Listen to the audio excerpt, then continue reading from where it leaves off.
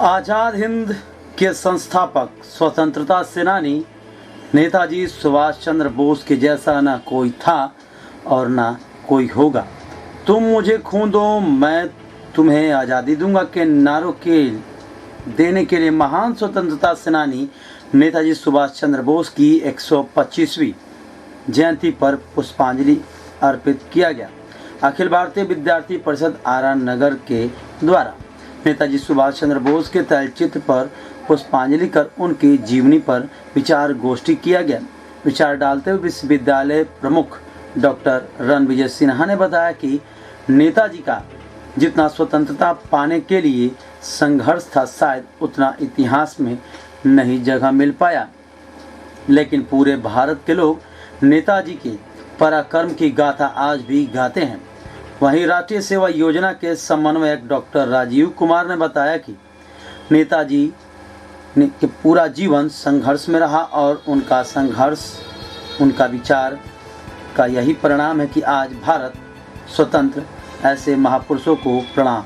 वहीं अखिल भारतीय विद्यार्थी परिषद के प्रदेश कार्य समिति सदस्य डॉक्टर अमरेंद्र कुमार ने बताया कि विद्यार्थी परिषद महापुरुषों की जयंती इसलिए मनाती है इनकी पूरी जीवन का संघर्ष आज के युवा अपने जीवन का संघर्ष बनाए। कहा जाता था पहले देश प्रेम, देश युवाओं के बीच ये मैसेज देना है, ये संदेश देना है और हम लोग दे भी रहे हैं कि नेताजी कोई सामान्य आम आदमी नहीं थे। नेता, भारतवर्ष के नेता और बाद में पूरी दुनिया के नेता बने क्रांतिकारी भावना के साथ कि जिसके अंदर अगर वो जज्बा नहीं रहेगा। इन्हीं के अनुयायियों ने कहा कि सरफरोशी की तमन्ना आज मेरे दिल में है, देखना है जोर कितना बाजुए कातिल में है। और इन्हीं के गर्म स्वभाव, गर्म से मतलब स्वाभिमान का स्वभाव, एक अपने को अगर एक ललकार, एक जयकार, एक हुंकार से केवल केंद्रित कर दे कि तुम मुझे खून दो मैं तुम्हें आजादी दूंगा, और वो आजादी मिल गई होती। लेकिन हमारे देश में अहिंसा का भी एक प्रबल पक्ष है और अहिंसा के पुजारी महात्मा गांधी, राष्ट्रपिता महात्मा गांधी जी ने एक दूसरा रास्ता अपनाया था। दोनों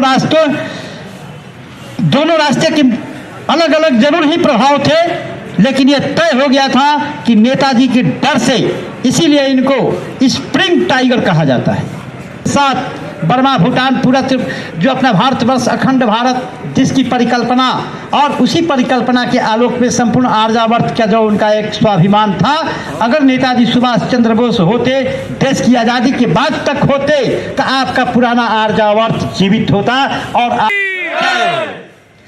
कहीं न कहीं आर्यावर्त के उस गौरवशाली अतीत को परिभाषित करने की शक्ति अगर इस देश में किसी नेता को थी, भारत माता की वंदे वंदे वंदे। अखिल भारतीय विद्यार्थी परिषद जिंदाबाद, अखिल भारतीय विद्यार्थी परिषद जिंदाबाद। बहुत बहुत धन्यवाद ऋषिराज। उस लक्ष्य को प्राप्त करने के बाद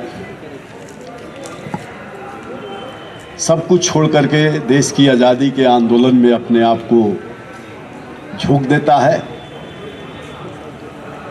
और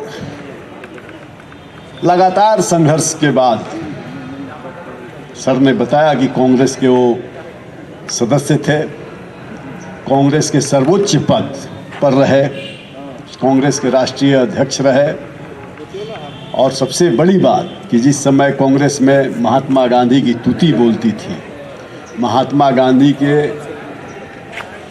कहे हुए बात को लोग आदेश मान करके उसका पालन करते थे, उस समय महात्मा गांधी के द्वारा नामित उम्मीदवार को सुभाष चंद्र बोस ने पराजित किया और पराजित करने के बाद गांधी जी के सम्मान को रखने के लिए सुभाष चंद्र बोस जी ने इस्तीफा दिया। और सुभाष चंद्र बोस की जयंती होने का मैं पंक्ति से इस जयंती को नमन करते हुए सुभाष चंद्र बोस की बताना चाहूँगा कि घोर अंधियारा है, उजास मांगता है देश, फिर से एक बार सुभाष मांगता है देश।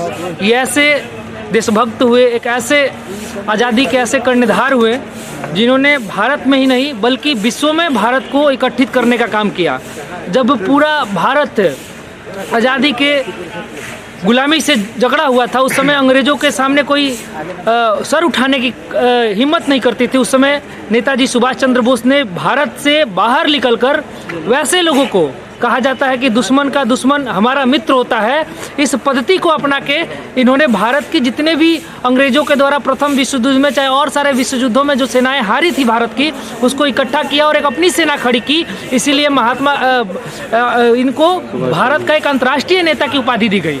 ये तो नेता थे ही, लेकिन ऐसे नेता, ये भारत का अभी की भारत की कल्पना नहीं कर रहे थे, ये अखंड भारत की कल्पना कर रहे थे, जिसमें पाकिस्तान, अफगानिस्तान, म्यांमार, आज का नेपाल, श्रीलंका, ये सारा भारत का जो अपना क्षेत्र रहा है, वो एक ऐसी भारत की कल्पना कर रहे थे। इनके पास अपनी सेना थी, अपनी मुद्रा थी और अपनी शक्ति थी, जिसके बल पे भारत को आज़ाद करने का सपना ये देख रहे थे।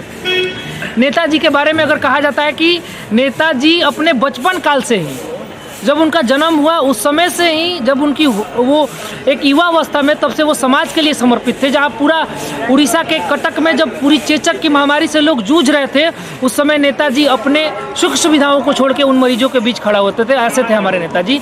तो आज अखिल भारतीय विद्यार्थी परिषद आरा नगर की कई से इन महान पुरुष को, ऐसे विभूति को नमन करने का काम हम लोग किए हैं। आज पूरा भारत एक ऐसे दिवस के रूप में इनका जन्म उत्सव ये मना रहा है। कहीं ना कहीं ऐसे पूरे भारत को ऐसे महापुरुष पे गर्व। मैं अमित कुमार सिंह, अखिल भारतीय विद्यार्थी परिषद प्रदेश सह मंत्री, बिहार प्रदेश।